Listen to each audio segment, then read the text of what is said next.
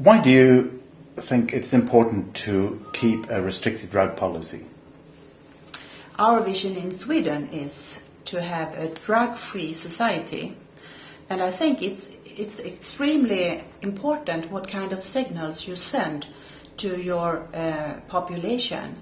And we are convinced that you must signal that it is a socially unaccepted form of behavior to accept drugs. And I also think that our view is a very positive view of humanity.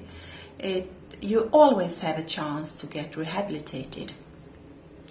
Now, internationally, if we look at the international scene, fighting drugs in Sweden obviously is not enough because this is a cross-border thing.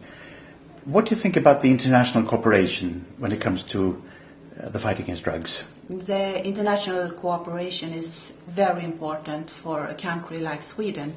We are a small country, just a country in the north part of the world, and we really need the cooperation with other countries.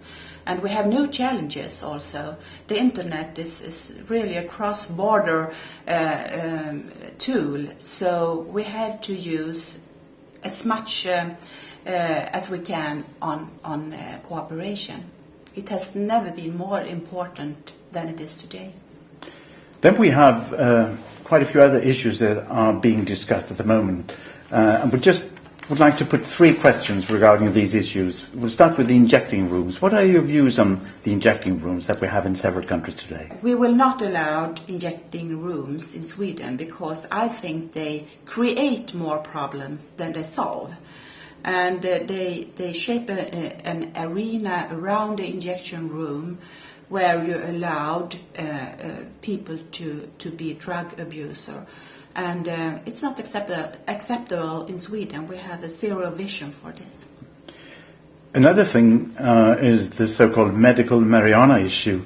Today we have 14 states in the United States that are practicing this. What are your views on the so-called medical marijuana? If they are accepted by the national medical authorities, it is in line with the UN Convention. But my opinion is that that's not the fact in these examples. And if they are not approved, they are illicit drugs. So it's not acceptable and it's not in line with the UN Convention as it is used today in many different countries. Finally, heroin distribution has been practiced in a few countries, started in Switzerland, well, it started in Britain actually, then in Switzerland, the Netherlands and Germany, and now just a few weeks ago in Denmark.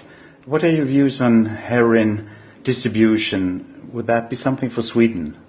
It's quite close to us today because it is in Denmark. It will never be used in Sweden.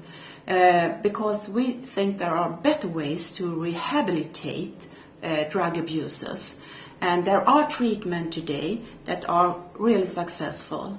I don't think we should give drugs to drug abusers. There are other ways to go.